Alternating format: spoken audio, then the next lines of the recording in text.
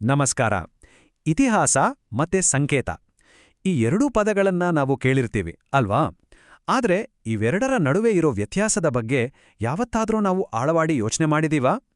ಈ ಒಂದು ಸೂಕ್ಷ್ಮ ವ್ಯತ್ಯಾಸವನ್ನ ಅರ್ಥ ಮಾಡ್ಕೊಂಡ್ರೆ ನಮ್ಮ ಮಾತುಕತೆಗಳಲ್ಲಿ ಇನ್ನಷ್ಟು ಸ್ಪಷ್ಟತೆ ಬರುತ್ತೆ, ಗೌರವ ಹೆಚ್ಚಾಗುತ್ತೆ. ಬನ್ನಿ ಇವತ್ತು ಇದ್ರ ಬಗ್ಗೆನೇ ಮಾತಾಡೋಣ. ಹಾಗಾದ್ರೆ ಎಲ್ಲಕ್ಕಿಂತ ಮುಖ್ಯವಾದ ಪ್ರಶ್ನೆ ಏನು ಅಂದ್ರೆ, ಯಾಕೆ ನಾವು ವಾಸ್ತವವನ್ನ ಕಲ್ಪನೆಯಿಂದ ಬೇರ್ಪಡಿಸಿ ನೋಡಬೇಕು? ಇದರ ಅವಶ್ಯಕತೆ ಏನಿದೆ? ನೋಡಿ, ಇದಕ್ಕೆ ಉತ್ತರ ಸಿಕ್ಕಿದ್ರೆ ನಮ್ಮ ಯೋಚನೆ ಮಾಡೋ ರೀತಿಯೇ ಬದಲಾಗೋಗ್ಬೋದು. ಅಷ್ಟೇ ಅಲ್ಲ, ನಾವು ಮಾತಾಡಬೇಕಾದ್ರೆ ಬರೋ ಅನಗತ್ಯ ಗೊಂದಲಗಳನ್ನ ಕೂಡ ತಪ್ಪಿಸ್ಬೋದು. ಸರಿ, ಇದನ್ನ ತುಂಬಾನೇ ಸರಳವಾಗಿ ಅರ್ಥ ಮಾಡ್ಕೊಳ್ಳೋಣ. ಇತಿಹಾಸ ಅಂತಂದ್ರೆ ನಿಜವಾಗ್ಲೂ ಬದುಕಿದ್ದ ಜನ, ಅವರು ಮಾಡಿದ ನಿಜವಾದ ಕೆಲಸಗಳು ಮತ್ತು ಅದರಿಂದ ನಮ್ಮ ಸಮಾಜದ ಮೇಲೆ ಆದ ಸ್ಪಷ್ಟವಾದ ಪರಿಣಾಮಗಳು. ಆದ್ರೆ ಸಂಕೇತ ಅದು ಹಾಗಲ್ಲ. ಅದು ಕೇವಲ ಒಂದು ಐಡಿಯಾ, ಒಂದು ಕಲ್ಪನೆ ಅಥವಾ ಒಂದು ಆದರ್ಶವನ್ನ ಪ್ರತಿನಿಧಿಸುತ್ತೆ ಅಷ್ಟೇ. ಅದು ನಿಜವಾದ ಘಟನೆ ಅಲ್ಲ. ಈ ವ್ಯತ್ಯಾಸ ಇದೆಯಲ್ವಾ, ಇದೇ ಇವತ್ತಿನ ನಮ್ಮ ಚರ್ಚೆಯ ಅಡಿಪಾಯ. ಈ ವ್ಯತ್ಯಾಸವನ್ನ ಇನ್ನಷ್ಟು ಚೆನ್ನಾಗಿ ಅರ್ಥ ಮಾಡ್ಕೋಬೇಕು ಅಂದ್ರೆ ಒಂದು ಉದಾಹರಣೆ ನೋಡೋಣ. ಮೊದಲು ವಾಸ್ತವದ ಬಗ್ಗೆ ಮಾತಾಡೋಣ. ಇದಕ್ಕೆ ಫುಲೆ ದಂಪತಿಗಿಂತ ಒಳ್ಳೆ ಉದಾಹರಣೆ ಸಿಗೋದಿಲ್ಲ. ಸಾವಿತ್ರಿಬಾಯಿ ಫುಲೆ ಮತ್ತು ಜ್ಯೋತಿರಾವ್ ಫುಲೆ ಇವರಿಬ್ಬರೂ ಇತಿಹಾಸದಲ್ಲಿ ನಿಜವಾಗ್ಲೂ ಇದ್ದಂತಹ ವ್ಯಕ್ತಿಗಳು. ಅವರು ಏನ್ಮಾಡಿದ್ರು? ಸಮಾಜದ ಕಟ್ಟಕಡೆಯ ವ್ಯಕ್ತಿಗೂ ಶಿಕ್ಷಣ ಸಿಗ್ಬೇಕು ಅಂತ, ಅದರಲ್ಲೂ ಮುಖ್ಯವಾಗಿ ಮಹಿಳೆಯರಿಗೆ, ದಮನಿತ ವರ್ಗಗಳಿಗೆ ಶಿಕ್ಷಣ ತಲುಪಿಸೋಕೆ ನಿಜವಾದ ಪ್ರಯತ್ನ ಪಟ್ರು. ಇದು ಸುಮ್ಮನೆ ಒಂದು ಕಲ್ಪನೆ ಅಲ್ಲ, ಇದು ಬದಲಾಯಿಸೋಕಾಗದೇ ಇರುವಂತಹ ಐತಿಹಾಸಿಕ ಸತ್ಯ. ಅವರು ಮಾಡಿದ ಕೆಲಸದ ಐತಿಹಾಸಿಕ ಪ್ರಭಾವವನ್ನ ನೋಡಿ. ಅವರು ಫೋಕಸ್ ಮಾಡಿದ್ದು ನಿಜವಾದ ಜನರ ಸಮಸ್ಯೆಗಳ ಮೇಲೆ. ಸುಮ್ಮನೆ ಕೂರ್ಲಿಲ್ಲ, ಶಾಲೆಗಳನ್ನ ತೆರೆಯೋ ಥರದ ನಕ್ಕರವಾದ ಕೆಲಸಗಳನ್ನ ಮಾಡಿದ್ರು. ಇದರ ಪರಿಣಾಮ ಸಮಾಜದಲ್ಲಿ ಯಾರೂ ಇಲ್ಲ ಅಂತ ಹೇಳಕ್ಕಾಗದಂತಹ ಒಂದು ಸ್ಪಷ್ಟವಾದ ಬದಲಾವಣೆ ಬಂತು. ನೋಡಿ, ಇದೇ ವಾಸ್ತವದ ಶಕ್ತಿ, ಇದೇ ಇತಿಹಾಸದ ಪವರ್. ಸರಿ, ಈಗ ನಾಣ್ಯದ ಇನ್ನೊಂದು ಮುಖವನ್ನ ನೋಡೋಣ. ಅದೇ ಸಂಕೇತ. ಇತಿಹಾಸದಿಂದ ಸಂಕೇತವನ್ನ ಬೇರ್ಪಡಿಸಿ ನೋಡೋದನ್ನ ಕಲಿಯೋದು ತುಂಬಾನೇ ಮುಖ್ಯ. ಒಂದು ಉದಾಹರಣೆ ತಗೊಳ್ಳೋಣ. ಸರಸ್ವತಿಯನ್ನ ಜ್ಞಾನದ ಸಂಕೇತ ಅಂತ ಪೂಜೆ ಮಾಡ್ತಾರೌದಲ್ವಾ? ಇಲ್ಲಿ ಸರಸ್ವತಿ ಅನ್ನೋದು ಜ್ಞಾನ ಅನ್ನೋ ಒಂದು ಕಾನ್ಸೆಪ್ಟ್ನ ಪ್ರತಿನಿಧಿಸುವ ಒಂದು ಪವರ್ಫುಲ್ ಸಿಂಬಲ್ ಅಷ್ಟೇ.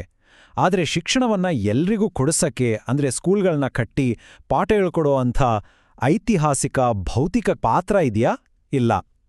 ಸಂಕೇತಕ್ಕೂ ವಾಸ್ತವಕ್ಕೂ ಇರೋ ವ್ಯತ್ಯಾಸನೇ ಇದು. ಹಾಗಾದ್ರೆ ಸಂಕೇತದ ಪಾತ್ರವಾದ್ರೂ ಏನು ಅಂತ ಕೇಳಿದ್ರೆ, ಅದು ನಮ್ಮ ಮನಸ್ಸಲ್ಲಿ ಒಂದು ಐಡಿಯಾ ಅಥವಾ ಒಂದು ಆದರ್ಶವನ್ನ ಮೂಡಿಸುತ್ತೆ. ಅದು ಅಕ್ಷರಶಃ ನಡೆದ ಒಂದು ಹಿಸ್ಟಾರಿಕಲ್ ಇವೆಂಟ್ ಅಲ್ಲ. ಒಂದು ಸಂಕೇತ ಅನ್ನೋದು ನಮಗೆ ಸ್ಫೂರ್ತಿ ಕೊಡ್ಬೋದು ಅಷ್ಟೇ. ಆದ್ರೆ ಅದೇನೇ ಎದ್ದು ಬಂದು ಕೆಲಸ ಮಾಡೋಕೆ ಆಗಲ್ಲ. ಓಕೆ, ಇಲ್ಲಿ ತನಕ ಇತಿಹಾಸ ಮತ್ತೆ ಸಂಕೇತದ ಬಗ್ಗೆ ಮಾತಾಡಿದ್ವಿ.